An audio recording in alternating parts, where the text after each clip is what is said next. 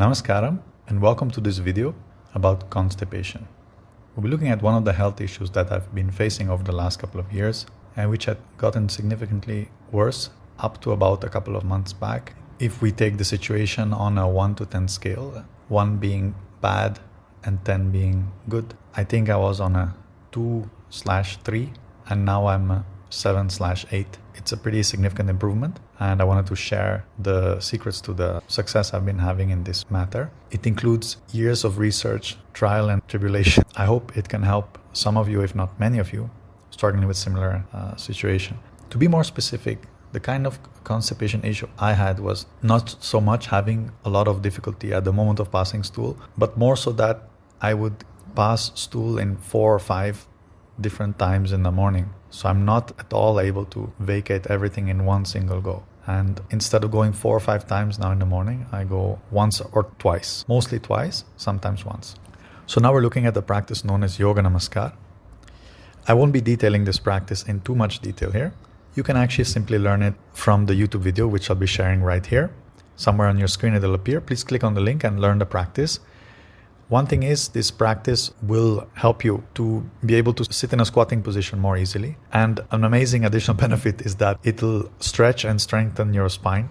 In particular, it will support the muscles along the spine, which can prevent the collapse of the spine with aging, including pinching of nerves, slipped and bulged discs, and all kinds of other problems related to spine not being in optimal condition. This means it can support your neurological health as well. So please pause this video and learn this practice first. Now, this is something you can do the night before if you wish. There's something known as Triphala, which is a very basic Ayurvedic medicine, which can be taken. It's not really a medicine, I could say. It's more of a supplement. These are 3 different fruits, 3 different natural components, and they help to cleanse. They help to cleanse your bowels and intestine and boost immunity in so many ways. You can read about it online. Just type Triphala. Now you can get it in capsule form. Don't do that. Don't get the capsule form because it's not at all the most potent one. So the best thing you can do is take a spoon out and scoop some of the powdered Triphala. Just 1 teaspoon is enough. Don't go bonkers. 1 teaspoon, add a little bit of water. If the water is lukewarm or hot, it will be a little bit easier to drink. Mix it. You can use a spoon, of course, if you wish, and just drink it. I'm putting a very brave face here, but it's much more disgusting than I make it look like. Maybe not disgusting, but the taste is extremely powerful. Let me put it that way. Now, if you don't want to dissolve it in water, there's one more thing you could do.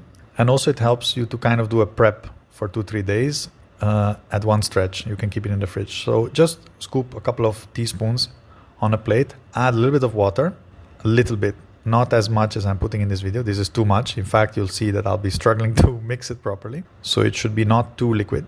See, I'm trying to keep a straight face because I'm having so much difficulty doing this. Now, once you're done mixing, you should have come up with a couple of balls. Yeah, and if you get the mixing wrong like I did, you can just adjust with either more powder or more water. You'll get the hang of it after doing it a couple of times. Ideally, the ball should be maybe 1 to 2 centimeters in diameter, just like a fingertip. But if that's too big, or you find that it touches your tongue or throat too much, and your taste buds while you swallow it, you can make smaller, like green pea sized balls as well. But then you might have to swallow 2 or 3 for the same effect. So now what you do is you just swallow it with water, whichever way you want. Either you put the ball in your mouth first and then swallow the water like I did.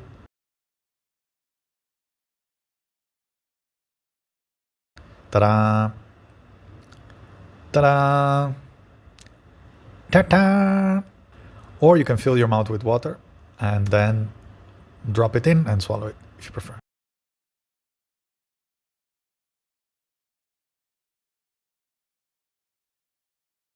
Now here comes the first part in the morning, which is waking up.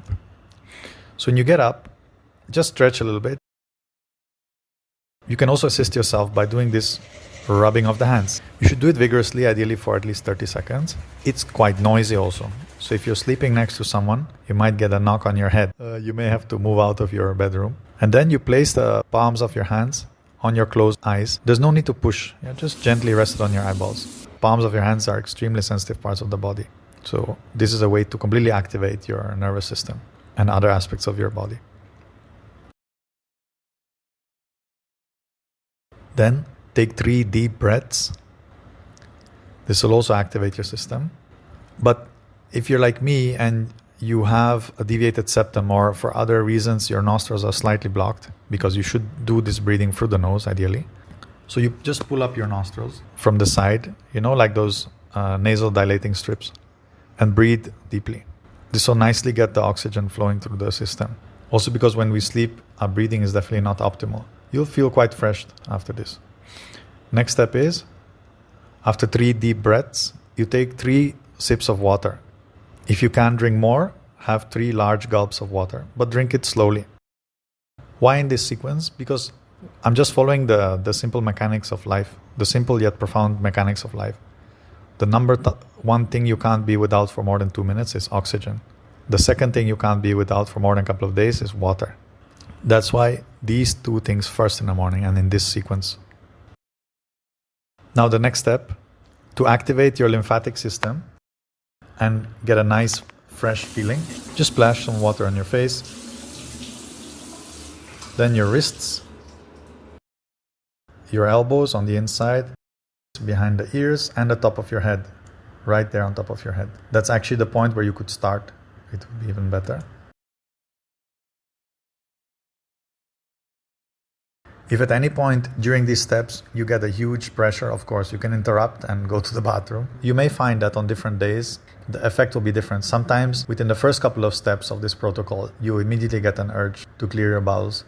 Sometimes it takes much further into the protocol. It's fine. Whatever happens on a day-to-day basis, you just be with that.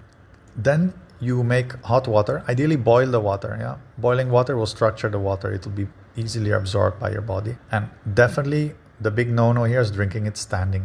You should be sitting, ideally in a squat. Squat gives a lot of additional pressure to your intestines and bowels, the whole excretory system.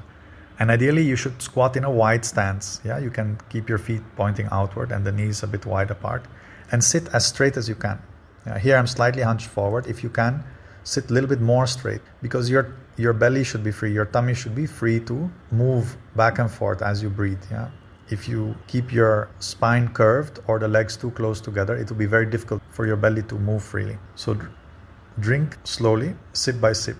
Just notice all the sensations in your body and keep your anal muscles relaxed. There'll be a tendency to tighten your buttocks. Just keep it as relaxed as possible. Just check internally as you're drinking the water that you're as relaxed as possible physically. So you drink a full glass of hot water, ideally boiled water. You can add a little bit of lemon and salt in it if you wish. If you can have a second glass of water of that size, so this glass is about 400 ml, you can have a second glass also actually. The more you drink in the morning, the better it is. Morning is the time of the day where the body needs maximum support. If you can't sit in a squat yet, you can sit like this on the ground with your legs wide apart, but keep your knees close to your chest so that you put some pressure on the bowels, and you can adjust closer if you can. Remember to drink the water slowly, sip by sip. If this is also not possible for you, I suggest one more modification, which is sitting on a stool. Yeah, don't sit on a chair, because most chairs are too tall. Chairs or sofas. It should be low. Yeah, so a stool would be best, because at least your knees are higher, so there is some amount of pressure on your bowels. It will be minimal, but it's better than nothing. Now we've come to the exercises. There are 4 exercises as part of this, at the end of this protocol, that you can do. That should, if you still didn't get enough pressure till now, these will definitely help you. So sit in a squatting position with the knees wide apart and put your elbows inside the knees. And you gently push it out 7 times. With inhalation, push the knees out. With exhalation, come back to the starting position. Once again, ensure that your anal muscles are loose. So keep your buttocks relaxed. Breathe in, breathe out. You do this 7 times in total. And keep your back as straight as you can.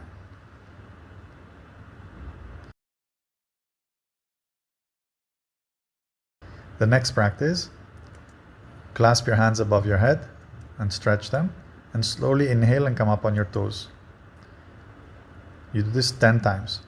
When you come on your toes, inhale fully and come up. Exhale, come down.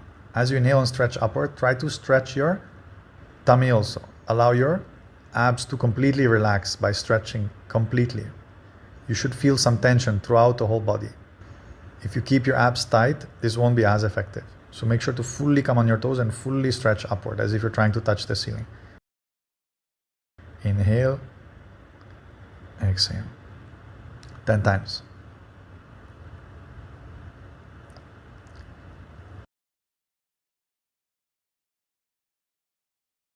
For the third practice, again clasp your hands above the head, keep your feet wide apart. With exhalation, stretch to the left and allow the right side of your body to completely stretch. Inhale, exhale, stretch to your right. Inhale, come back. Do this 10 times, back and forth. What we're doing is we're stretching the stomach in different directions. This will keep adding to the pressure on the bowels and help your stool to go further and further down the intestinal tract as you do these practices. So here also keep the belly area relaxed so that you can stretch as much as possible. While stretching also try to stretch a little bit further in every cycle. And one more thing, you don't have to wear tight pants like I'm doing in this in this video. Please feel free to wear shorts or something loose and relaxed. The movements will be much easier.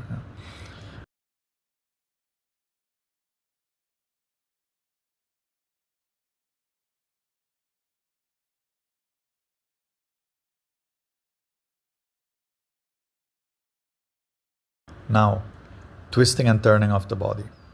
Just keep your arms in front of you.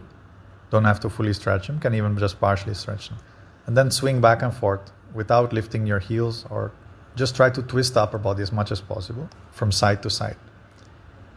Exhale as you go to the side, inhale as you come back, exhale to the other side, inhale, come back. So exhale, go to the side, exhale to the other side. In between, automatically you will inhale. Don't worry, your body will take care of that. Do this 10 times, back and forth.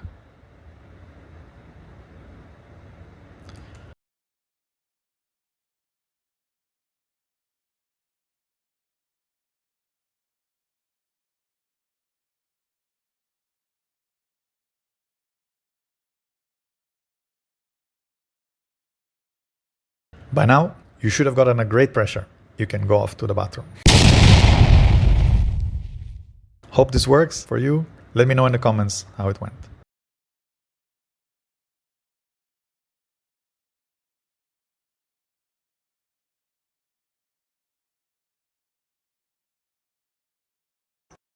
Namaskaram. Thank you for watching. To see more, please consider this suggested video or this suggested playlist.